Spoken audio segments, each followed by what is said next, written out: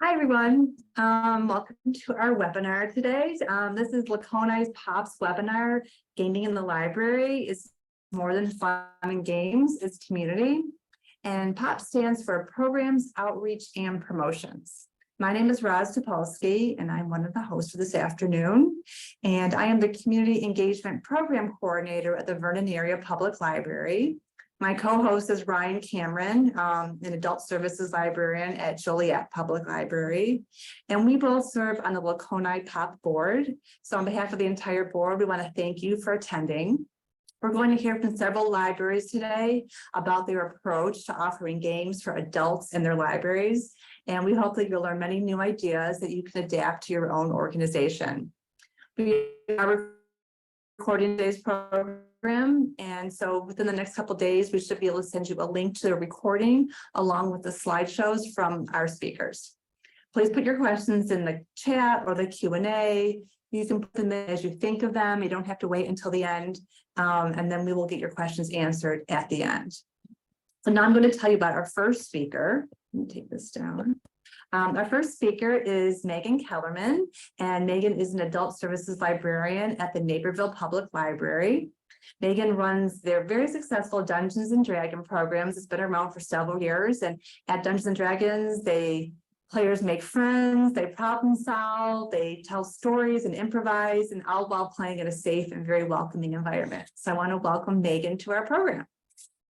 Hello, everyone. I'm gonna go ahead and get started. So I run Dungeons and Dragons for adults. Like was said before, my name is Meagan. I'm at the Naperville Public Library. Oh, there we go. So what is Dungeons and Dragons? According to Wizards of the Coast, Dungeons and Dragons takes you and your friends on an epic adventure. You become characters, you create, battle deadly foes, uncover secrets, find treasure, and make memories that last a lifetime. But when I was selling this to my supervisors, the words I used were socializing, problem solving, storytelling, improvising, and of course, playing. Us adults get very few opportunities to play, and Dungeons and Dragons definitely lets us do that. But what about what my players are actually saying? I sent out a survey a couple of weeks ago and asked them what they get out of Dungeons and Dragons. And you're going to see a couple of things that not only match the words that I was using when I sold this to my supervisor, but that are repeatable. So we have fun, we have imagination, we have socialization.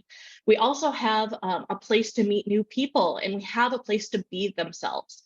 So with that, let's go ahead and talk about my program. My program started in 2019. We at first were meeting every third Friday from 6 to 9 p.m. I started with 2 volunteers from my own social group, but that doesn't mean that you need to know people in Dungeons and Dragons to get a Dungeons and Dragons club started.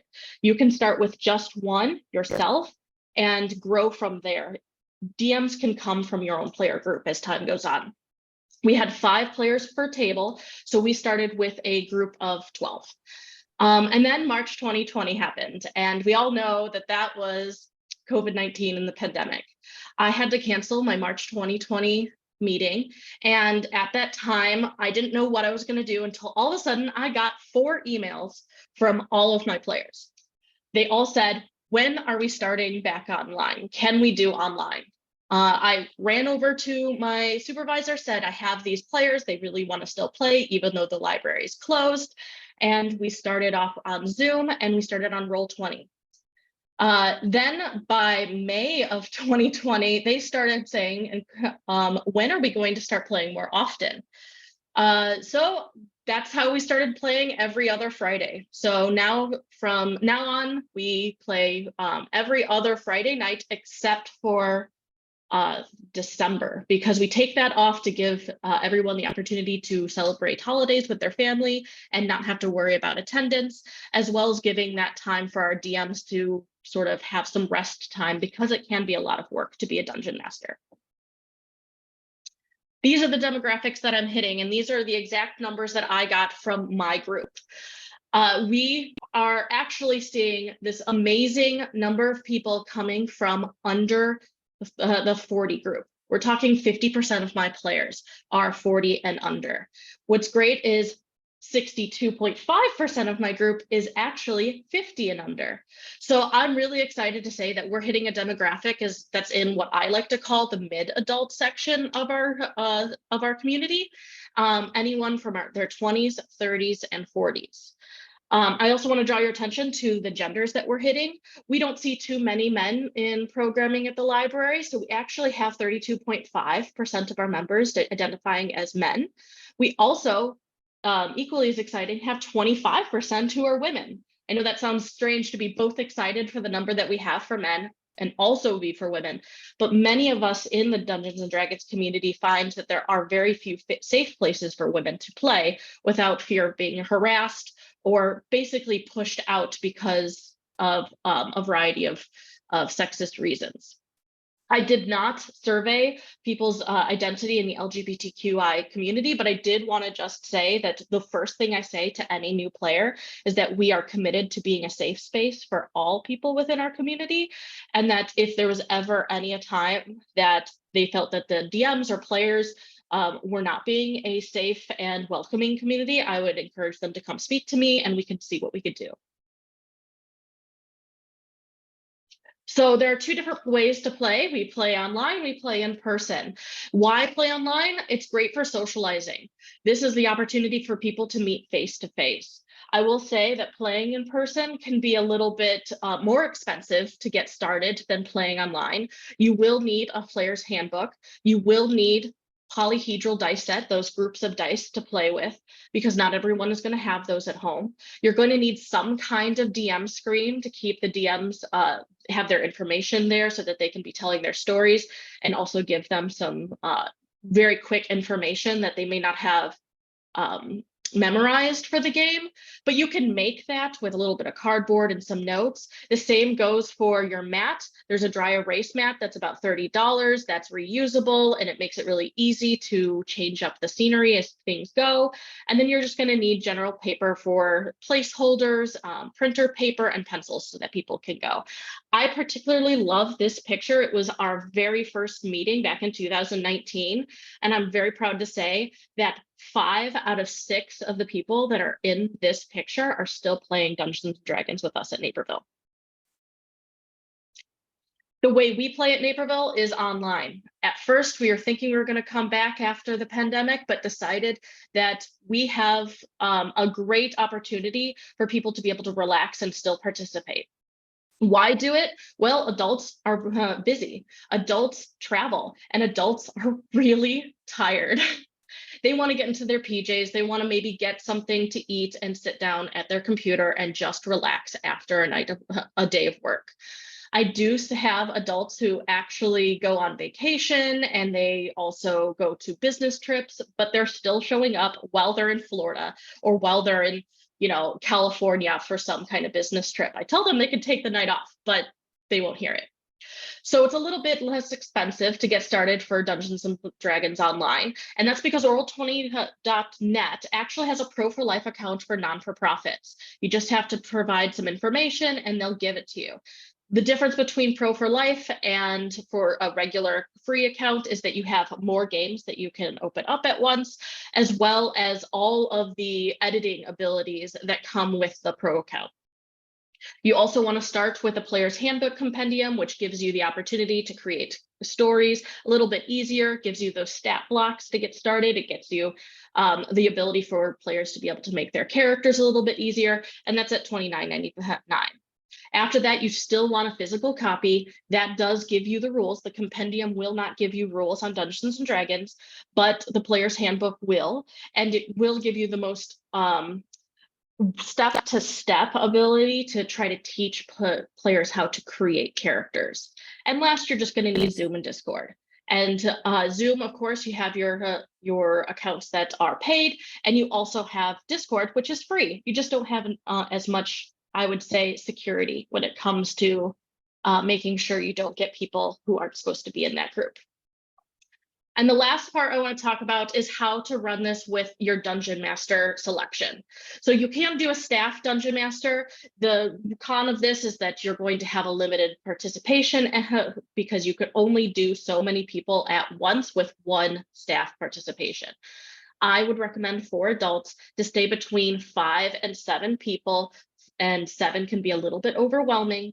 But after that, you're not going to be able to have that genuine experience, and adults really like to follow the rules and have a genuine experience. That does also mean that staff have to learn the rules pretty well to be able to run that program.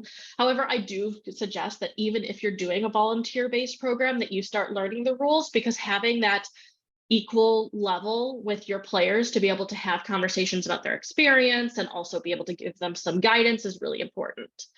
It also takes staff planning hours to be able to put together those campaigns and be able to help people get through the process of learning how to play Dungeons and Dragons. Now, how we do it at Naperville Public Library is we have volunteers, and those volunteers, they show up every single week, which is where the con is in this. You have to make sure you can trust your volunteers to be dependable and that they're going to follow the rules and the policies of the library. We're really open communication here with all of our volunteers. I make sure that they read the policies before they get started. And I also make actually sure that they are players first for at least a year before they commit to becoming a dungeon master. But in the end, the really great thing about having volunteer dungeon masters is that your size is, the sky is the limit. You have so many opportunities to grow. My personal goal is to eventually have 40 people playing Dungeons and Dragons at Naperville Public Library, but at the moment I have 24, and that's nothing to shake a stick at. So last, I want to go ahead and offer you guys some free resources. DND5e.wiki.com actually has a ton of free information that's available in all of the books. It gives you classes, it gives you spells, it gives you stat blocks. So even though it doesn't give you rules, it does give you a lot of that information that the compendium would offer so that you can quickly help some customers navigate this information from home. I also have these YouTubers that I would trust to give out to my players. They give some great advice on how to create characters. They give great advice on how to play the game in general. They give you history. They give you all the rules. They're amazing. And the last, I just always hand out these podcasts for the vibes, because the podcasts actually will give you that ebb and flow of what a really good game looks like. Do I think that everyone should be like Critical Role's Matthew Mercer, who is a bona fide genius and an actor? Absolutely not. But I do think that he gives you some great opportunities to learn how to create story and then also the rhythm of the game. And with that, if anyone has any questions, of course, please feel free to email me at my email address. I'm Meagan, and that is my presentation. Meagan, thank you so much. That was terrific. And I'm sure we'll have lots of questions for you at the end, but thank you so much. So now we're going to go on to our next presentation. And so next we're going to hear from Courtney Tedrick. Courtney Tedrick is the Community Engagement Department Head at the Wheaton Public Library, and she hosts a laser tag program, which I thought was just so cool when I learned about it. And I thought a lot of other people would find it interesting as well. Thank you. My name is Courtney Tedrick. I'm the Community Engagement Department Head at Wheaton Public Library. Our department is responsible for the large majority of the programs at the library. So we don't do a ton of games and we don't do a ton of programs specifically for 20 and 30-year-olds, but this particular program kind of fit both bills, and we've had pretty good success with it. So I'm going to share a little bit of how we did that with you today. So I will be completely upfront. I completely borrowed this idea from our teen services department. Actually, after one of the participants' parents told me, hey, you should do this program for adults, like me and my friends, we would come to it. So I'm thinking, what do I have to lose? I pretty much already have a built-in audience. If no one else shows up, we'll at least have, maybe 8 people. So, why not? And also the teen department already had the laser tag blasters. So it pretty much cost no budget money to run this program. So originally I have been marketing it to 20 and 30-year-olds, pretty much thinking no one older than that would really be interested in playing laser tag at the library. But as you can see in the photo, this is our first laser tag event. Some of them do look a little older than 30 years old. So I certainly don't turn anyone away. So it definitely did appeal to those in their 40s. I'm actually thinking in the future of just kind of saying laser tag for adults and just kind of hoping seniors would come, even though I don't think it would interest them. So it is an after hours event. Our director gave us the okay. She allows us to be very flexible and gives us a lot of trust. So the teen program was after hours and the adults one is as well. And we do it throughout the entire main floor of the library after we're closed. So prior to COVID, this was pre-COVID, we used to close Fridays at 5 o'clock. So we'd have the event at 6, from 6 to 7. 1 hour is actually a perfect amount of time. But now Fridays we are open till 7 p.m. So I do the program at 7:30, so 7:30 to 8:30. So I always have a second staff member with me. So one of us can kind of be guarding the door to make sure no one else sneaks into the library who isn't registered and participating in the event. And it also helps to have a second staff person in case you have an odd number of players to even things out, because hopefully your staff member is willing to take one for the team and play and participate in laser tag. So then, COVID hit. So once it was kind of safe to do in-person programs again, we held this program again, and definitely the numbers were kind of hit or miss. The first time we did it, I believe, was September 2022, and we had a lower turnout. We did end up promoting it on Meetup just because that key demographic is perfect for Meetup, and that did bump up the registration numbers a little bit. So I definitely recommend, if you do have a Meetup account or are interested in it, I would definitely recommend promoting it on Meetup. But I know the first time, I don't even think we had to do a flyer for it. I think it filled up pretty quickly. So it kind of see how it goes the first time, how many people are interested. But I think there is a demographic in every community that would probably be interested in this kind of program. And I will say the last time we did it was in February, and this particular one in the picture, I believe, was January. So winter, I would say, is the ideal time because adults just want to get out of their house and do something fun. But like fall, summer is tricky, even spring, just because there's so much going on for this demographic. So I would recommend winter for sure. And then supplies, you definitely need laser blasters, which we call laser tag blasters. This one on the picture is not the exact ones that we use, but they're very, very similar in price, and they pretty much look exactly the same. So you can get that on Amazon for about $40 for a set of 4. So we purchased 5 sets, so around $200 for 20 blasters. So not a huge investment in budget, especially because you can do it over and over again. They're relatively reliable. I think we might be down to like 16 or 18, which also limits our registration number. I want to say we limited it to 18. I probably should have done 20 because I don't know why don't get in my head that not everybody is going to show up. So you're probably safe just hitting that registration a little bit above the blasters you have. Because even if they all show up, you can always kind of take turns because we do different games. So there are different teams settings on the laser blasters. You can pick, it'll show the different color in the little circle right here. So you can do different teams. I believe with these, there's 3 different team options, and then there's different ammunition settings. So the one I find the most fun is where you get hit, I want to say like 10 to 12 times, and then you're out or you die.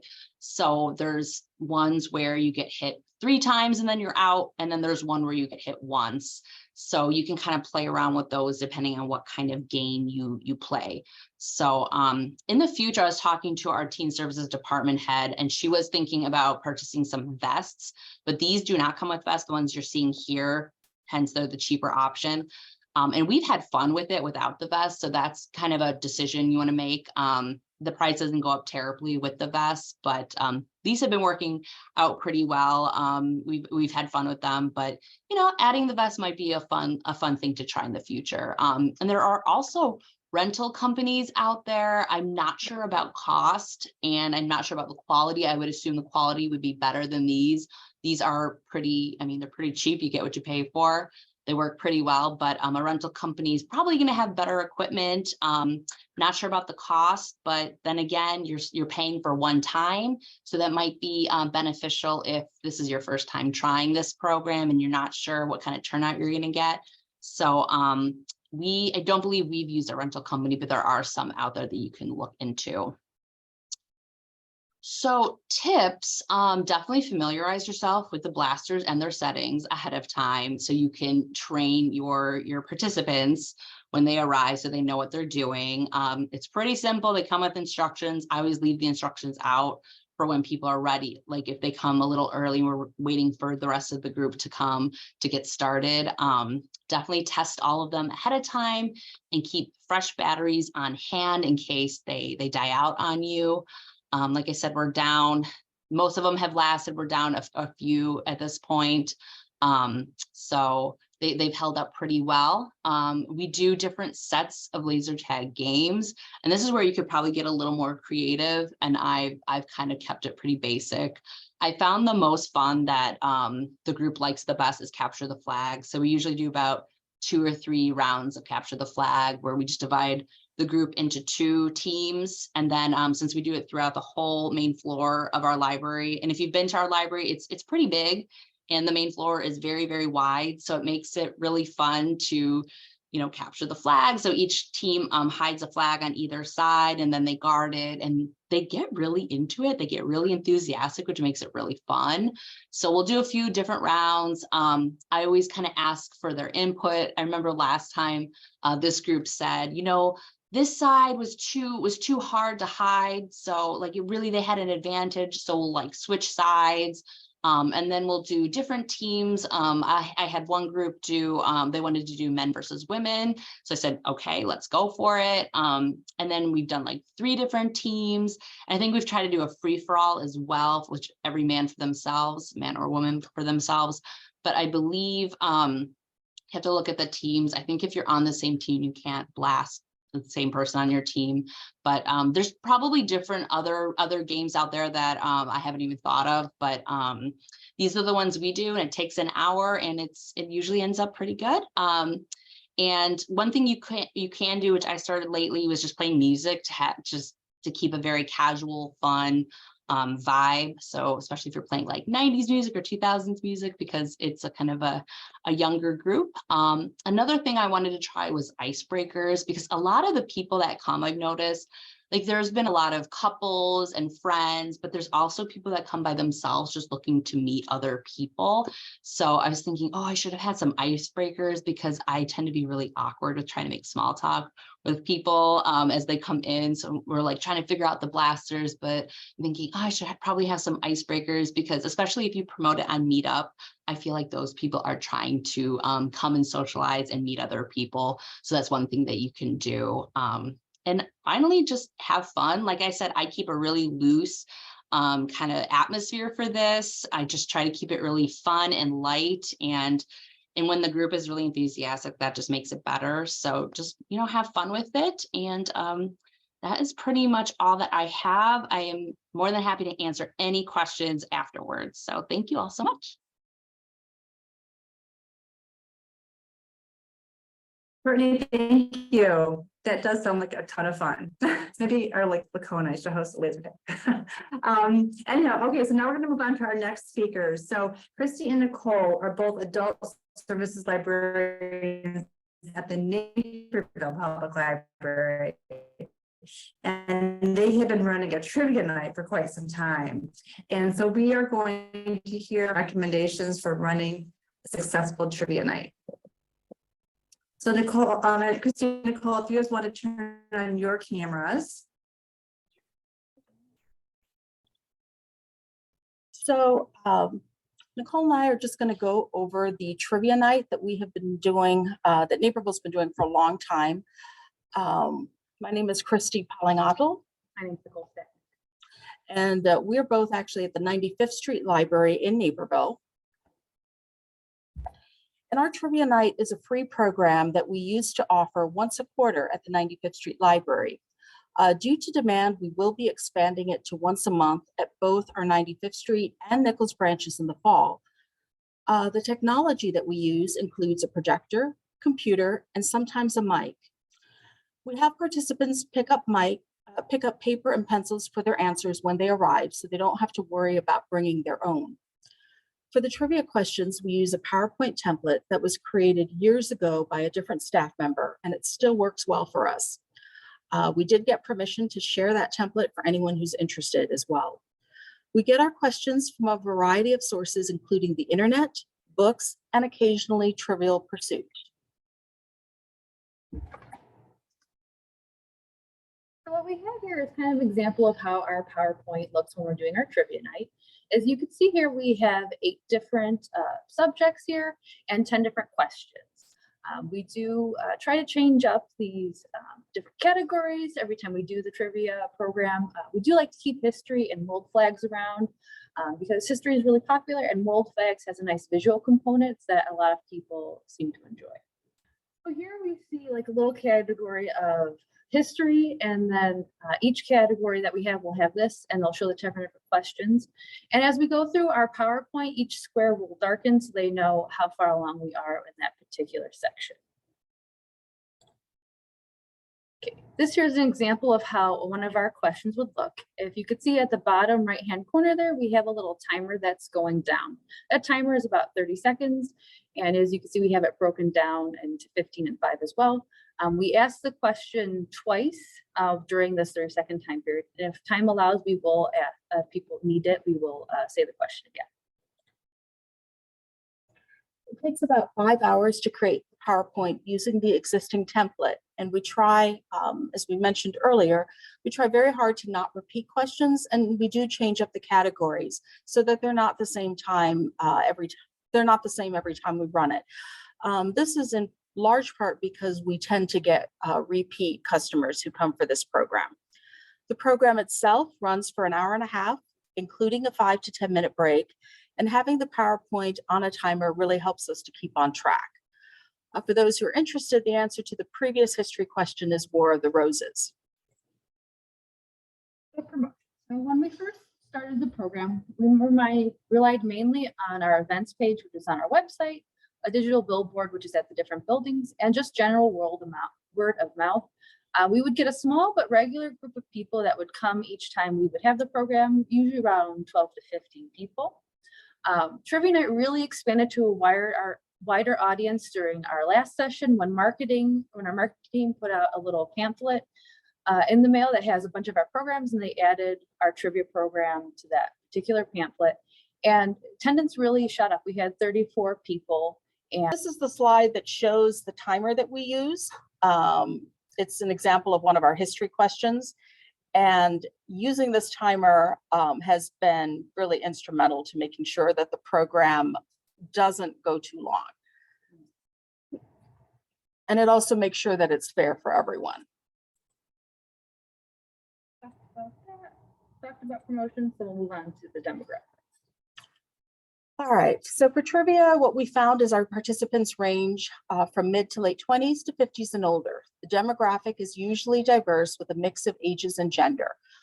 We also have people who like to sign up as groups, whether groups of friends or families or individuals, and we allow both. And people, when they come as individuals, can join up with another individual to form a team, or they can play by themselves. We're not strict about that. So custom reaction. So at our last trivia program, people were very excited that we were having trivia programs at the library. Like other people have mentioned, we did have a couple trivia programs before the pandemic. Pandemic happened, we've canceled them, and now we've recently brought them back. At this last meeting, several participants were very excited to know that we were doing trivia nights again and wanted to know if we could do something more. And that was done by several different people, and they wanted something once a month. So that caused us to have it for our next time in the fall. We're going to be doing it once a month starting in September. And also having that flyer come out, people who hadn't come to the library in a while were interested in coming into the library. A lot of people like trivia programs, and the nice thing about having it at the library is that it's free. Other trivia programs in the area can be at restaurants or things like that, and there's usually a minimum that you have to buy. But people like coming to the library because it's free. The takeaways: you need to make sure that you can get the word out about your program and get the word out to people who don't necessarily come into the library. In our case, sending out the mailer really helped reach people who don't normally come into the building and may not realize that we have programs like this to offer, or because of the pandemic, may not realize that we have started doing this again. And like I said before, people normally do trivia nights at restaurants. So people kind of like having that little snack portion of it. So we decided, even while keeping the program free, would be having some cookies and maybe some chips next time, just to keep the event nice and lively. One thing that's really important if you're doing a trivia program, I found, is having a very engaging host. I have a coworker of mine, and she'll do the hosting for the trivia program. And she's very engaging with people. She likes interacting with the crowd and joking and laughing with them. And that really helps to make people engage within the program and have a good time. And we had a lady there who went to trivia programs in the past and recently came to this one. And I said, you know, how are we compared to the other ones? She said that we blew them out of the water. She really liked that, you know, interaction that my coworker Elizabeth had with them. So having that person that will engage with them helps to make people come back. This is our contact information. You can email either of us at cpolingopoulos@naperville-lib.org or nstachnik@naperville-lib.org. And you all will be getting the slides in the next day or so. So our contact information is there as well. Thank you. Christy and Nicole, thank you for that. I know Zoom can sometimes be so frustrating, even though we practice with it over and over. But I know people will be interested in seeing the slides, and there were some comments in the chat that people really like that timer. So we'll make sure everybody gets a full set of their slides so they can fully benefit from their experience. So thank you.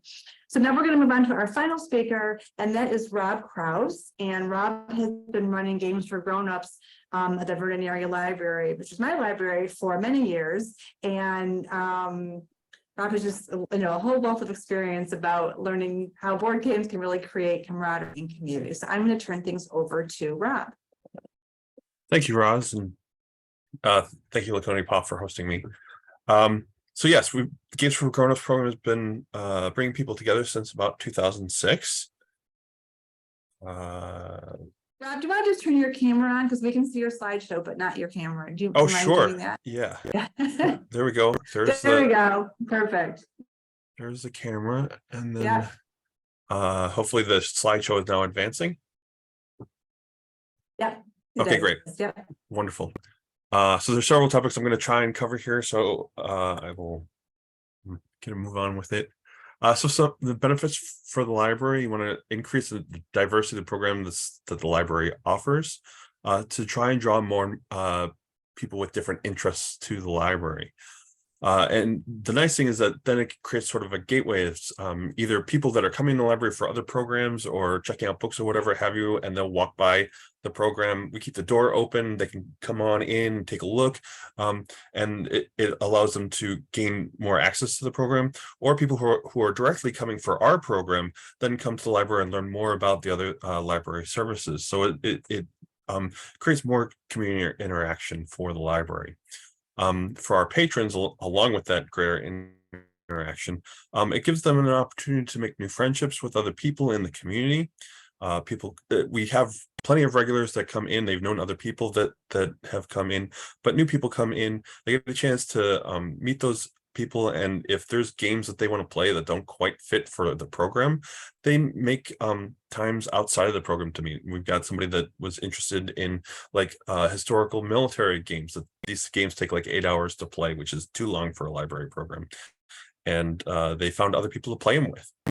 Or if people want to go to like a game convention or whatever have you, knowing more people in the area allows them to be able to have more familiar faces to see when they do that. Another benefit for patrons is being able to try new games. So whether it be a game that they already own that they haven't broken on the table yet because they need help with explaining the rules, or if it's something that they were considering buying, getting a chance to come to the library to try something out definitely helps them in their interest in the hobby.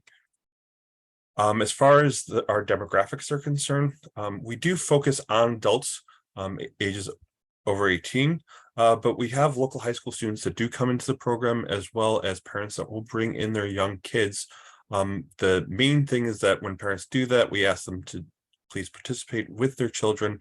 And as long as people are focused on the gaming aspect, allows us to create sort of that safe and non-disruptive atmosphere. Some of the keys for this successful program, the advertising, this is huge. The library puts out a newsletter. We put out an email for anybody that wants to pass us their email so we can keep them up to date on the month-to-month basis. We do keep the emails like once a month. We don't want to flood people's email boxes. Meetup. So there's 2 meetups that we actually use, would recommend. So one meetup the library established, and we have over 500 people that have showed interest in that meetup. We additionally have joined the Chicago Game Lovers meetup, where we are one event among many events that happen in the Chicagoland area. And so that draws more people in from different areas, as well as from our general community who might use that particular meetup to find other things. Additionally, we use Discord. This is both for our online event, as well as to keep people up to date with what's going on with our program. Additionally, word of mouth reminders. People are spending their free time to come to this program. So a lot of times they won't necessarily be putting it on their calendars, or even if they did put it on their calendars, because of the program changes from month to month about which week it is, they like to have that sort of extra notification. And again, we listen to the people's feedback about how much word of mouth reminders they would like, and trying to adjust accordingly. It's important to have a dedicated host, somebody who's very good at interacting with people, who could provide the structure that sort of gives the keys to accessibility for people to come in and participate, as well as showing that there is flexibility. People don't have to show up at the start of the program. They can drop in at in the middle, or show up even close to the end and still get in a quick game and have some fun. Listening to the patron feedback is very important. And empathy. Everybody's going through different things in their lives, and there are different cultures that we get to interact with, and just being open to being able to listen to all of that and sharing that experience is what allows us to really interact with our community. Another very important thing is to avoid conflicts with nearby game groups. Sometimes with once a month programs or weekly programs, you don't want to be on the same night with something that's within about 15 minutes travel time, because then people will often have a difficulty choosing between programs, and you also want to avoid scheduling at the same time as like a game convention that is local. Our host responsibilities. There we have the picture of our in-person host, Adam Zierbrowski, who's put a great deal of work into the program in the last few years, especially helping us during the pandemic when we were moving to online. The host is very important for making introductions, especially for the new people that come into the program. A lot of times people will come in, they'll just take a look at what games we have, and they're not necessarily interested in playing that day. So they just want a little bit of information, and then at a later time, they'll return to the program on a different day to be able to participate. Additionally, it helps them to be able to make introductions to other people that are playing in the games and figuring out who might have similar interests. Getting to know the patrons is very important. What genre of games do they like? What games they don't want to play?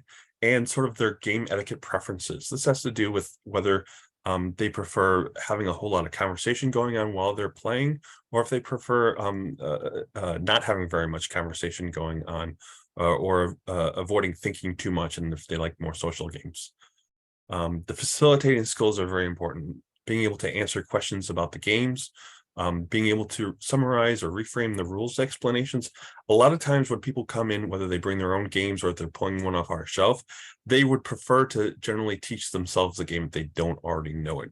So we kind of like have a sort of a laissez-faire, but we're always available there to be able to dive in just in case something sort of like spirals out of control, so as to improve everybody's experience. And of course, mediating conflicts. Usually there's very few of them, but every once in a while it'll happen. People get in disagreements, and we're just there to act as a third party. The lessons that we've learned over the years, there's a lot of fun games out there, but many of them just never get played. This comes down to learning about the group that you're working with, and adjusting the games that you have available to them. Having puzzles or solitaire games available for downtimes. Many times we'll be playing short games or whatever have you, and groups may break up. So having something short that people come in and out of available to them helps with that. It's also extremely important. We've run into this problem in the past, and so we've made sure to keep the games that the library owns and the games that our host owns separate from the games that people bring in, so that there's no question about what piece belongs to what game, and nobody has to worry along those lines. Additionally, we try to avoid advertising a specific game per event, because oftentimes people will see that and then they will decide not to go to the event because they don't want to play that game. So instead, we just advertise that we have board games and all the different types of board games that we'll do. And then once the event is occurring, then we'll offer a couple of different games that we think people might want to play. And that gives them the chance to actually interact rather than making the decision not to come in the first place. So as you can see, we've got a whole lot of different options for playing board games. The key things that we want to keep track of is space and noise considerations. One of the things that the Vernon Library does, we get to use their large meeting room, so people can be talkative and make a fair amount of noise. But if you don't have that kind of space available to you, there are games that you can pick out that people tend to be very quiet while they're playing. And so these are things that you can make options with. There are people that love competitive games, and there are people that love cooperative games, and there are people that hate either one of them. And so it's kind of interesting talking to people, finding out what they like and what they don't like. One of the things with cooperative games is people don't like where someone else quarterbacks and takes over the game, telling everybody what to do. And there are games that you can pick out that are cooperative that actually prevent that. You want games that are fun to watch. These things are what will draw people into the program that are just walking by. Things like crokinole or chess or anything that has large, pretty pieces on them that people then just look at. This is also something when people come by and they just look at the giant table of games. You want things that are easy to learn. This makes it so that it's more accessible to more people to get into the gaming hobby. And also as quickly into a game, because one of the biggest games that gets played anytime people go to a game group is that they will spend about 20 minutes trying to figure out what game they want to play. And that's where the facilitator can come in and help out a lot. We make sure that there's no Cards Against Humanity or other inappropriate games that might occur at the library, and obviously no gambling. There are games like Mahjong and other games that might have a gambling aspect, but those can be removed so those games can still be played at the library. We have several different popular game types. The social games from Codenames, Apples to Apples, and Just One. These are great filler games that make it very accessible to bring more people into the program. And then from there, people branch out into the other types of games. So as people have been mentioning, with the pandemic, we went online and we utilized Discord. We're able to add on a security feature in Discord that allows a gateway to prevent bots and other sort of negative invasive things into it, so that people are agreeing to the library's internet policies, and we can create a safe experience for everybody on the Discord. Additionally, it gives people like 24/7 access. We can use text channels and voice channels, and it makes it much easier to get people into the events than trying to use something like Zoom, where you have to send out links and so forth each time. One of the sites that we use with that is Board Game Arena. It's free for everybody to use. There's all kinds of board games that are available on it. And there's plenty of board game explanations and rules explanations there as well. Plenty of people helped out with putting this presentation together, and I'd just like to give a bit of thanks to them. And if you'd like more information, here's how to contact us, or you can contact Ross. Thank you. Thank you. I know there was a lot of information to cover there, but I do want to assure everybody that we will send the slideshows out to everyone, so you can really kind of study this and perhaps, follow up with our speakers. So Rob, if you want to stop sharing your slides now, and Yeah. then if I could ask all the other speakers and Ryan and everyone to turn their camera back on, so we could just have a little conversation and get to some of these questions that are coming in. So Ryan, I'm going to turn things over to you. All right, great. We got some fantastic questions here, so I'm just gonna run through these. So for Megan, we got a couple of great questions for you here. So how did you market your D&D group at the start, especially to non-library users? So this is definitely a program that sort of sells itself. A lot of people in the community are looking for people to play with, because it is sometimes hard to find groups, especially if you don't have a natural social group that's into this sort of thing. So libraries are often a place that they're looking for. They're also looking at game shops. So if you're looking to get people into your library that may not be on the website or on your social media, I would certainly go look at the community boards at game shops, because you can usually post something up there. But other than that, I mean, I actually had to tell our marketing team to stop marketing this because I was getting too many emails. So it definitely sells itself. So how long did your in-person sessions run for versus how long the virtual sessions run? We started at 6 o'clock and we ended at 8:30 when we were in person. We did that for 2 or 3 sessions online before everyone said they wanted to maximize the amount of time that they could play. So now we actually go from 6 o'clock p.m. to 8:45 at night. And then that allows me to have about 3 or 4 minutes to say goodbye to everyone and get everyone sort of says hello, or sort of says, oh my gosh, this Tarrasque totally TPK'd our entire party. If you know what I'm talking about, then yeah, they get really excited. And then I have a DM meeting at the end in case anyone needs to tell me anything coming up. So what do opportunities or events look like for beginners? Do you often open up for new members? How does that work with this program? We don't follow a regular calendar schedule, which is quarterly at Naperville, because we can't guarantee when campaigns are going to be finished. I have my DMs only go up to level 6, 7, or 8, depending on how quickly they're going, and that can take 6 to 9 months per game. But because I have 4 games going at once, that means that very often they're not on the same schedule, so we are opening up. So right now I just actually opened up 4 spots and they quickly filled up again. But I do believe I will be opening up a couple more spots in the next couple of quarters. So I always suggest when people are asking whether they can join to send me an email. I'll put them on a wait list and then I'll let them know when spots open up. Great. Thank you, Megan. For Christy and Nicole, we had a question. Have you tried the trivia program virtually, or is it something that you just do in person? It's only something we've done in person at this time. We haven't gone virtual with it. Okay. We also had someone ask if you could talk a little bit about the screen with all the categories. Do participants select categories like Jeopardy, or do you just kind of run through it? No, we just go through it. So it's listed in the order that we'll go through. So if history's at the top, we'll start with history and go to the next one. And are there prizes for participating, or is it just kind of a for fun thing? We've given, we have 3D printed prizes that we've given out.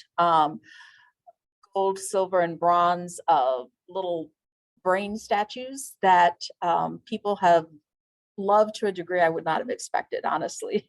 And we 3D print those here. Yeah, that's great. So for Rob, we had a question about the game night. Are there multiple sort of splinter groups going on at the same time, or is everyone playing different games? Is everyone on the same page? How does that look? So usually it's multiple splinter groups that are going on because people may drop in the middle of the program. And so groups can form at different times during the program. Additionally, it allows us to serve more people because they have different interests in what kind of games they want to play. We did have one more trickle in here for Megan about the D&D program. Do you run or have you considered running any one-shot games, or is the preference for your user base more for campaigns? So this is a split question because my DMs prefer not to do one shots. If you're familiar with playing Dungeons and Dragons, games are very difficult to keep concise into 2 or 3 hours. We do a special event once or twice a year where people get to meet in person, and that is a one shot, but that is a 4-hour game, and it sometimes goes into 5. So I always reserve that space for a little bit longer. One shots can be very difficult. Like I said a little bit earlier, adults really love the genuine experience of Dungeons and Dragons. They want to follow the rules. They want to follow what the player's handbook says. So it does having this opportunity to have full-on campaigns is what really pulls people in. Rob, one more came in for you as well. How did you find your facilitator? Is that someone who works at a local game store, or how did you come across that person? So the library had brought me in because they had contacted another library, the Wakanda Library. I was working with the Renaissance Knights Foundation. This was back in 2006, and I was working with that organization. And it was just for a chess program that evolved into a board game program. So as I was working with Tom Severs, the co-founder, we ended up changing the way we were organizing the program from every other time being chess and every other time board games to all board games. And then after about 10 years, and I ended up having to move to Tennessee, I needed to find a replacement to keep the program running. And so from the people that had been coming to the program, there were several people that I knew that were very good at teaching games and had very high quality communication skills. And so that's what I went with in terms of picking somebody. I also go around to different game stores and meet a bunch of different game groups and as well as conventions to find people that would have an interest in doing this sort of hosting kind of thing, because it is a high skilled sort of profession. And so it's not necessarily the easiest thing to find, because you also have to find someone that's reliable and willing to put in the time. And then it is sort of like their part-time job. You can't, right now, there's no full-time job of explaining board games and hosting board game things right now. Have you ever had issues with conflict between people participating in these game nights? And if so, how have you handled that? We do have had some conflict over the years. And this is something that we've worked with the library liaison just to make sure that we're handling it correctly along with the library policies. But the key thing is that we try and sort of pull the situation out from and it depends on the type of issues that occur. Some of them are just rules disagreements, and those things can be handled very easily. If there's something that's more interpersonal thing that goes on, then that's something that has to be kind of pulled out away from the program to be dealt with separately. All right, looks like we got just one more question for you here. So for these board game nights, can participants bring in their own games if the library doesn't have it? Is that something that has to be okayed in advance, or is that just kind of not something that is done for these? We encourage it. We encourage people to bring in their games. If somebody brings in a game that said, oh, hey, this game's not appropriate, like somebody did bring in Cards Against Humanity, and we just explained to them up front, saying, hey, this is a library program. We have people of all ages coming in, and we understand this is a very fun game, but this is not the appropriate place to play it. But we'll also, help them find people who might want to play it elsewhere. That's great. One more question that came through in the chat here for Courtney real quick for the laser tag. What are they aiming at if they're not wearing vests? How does it register the shots? So the blasters have sensors on them, so you're actually aiming at the other blasters. Okay.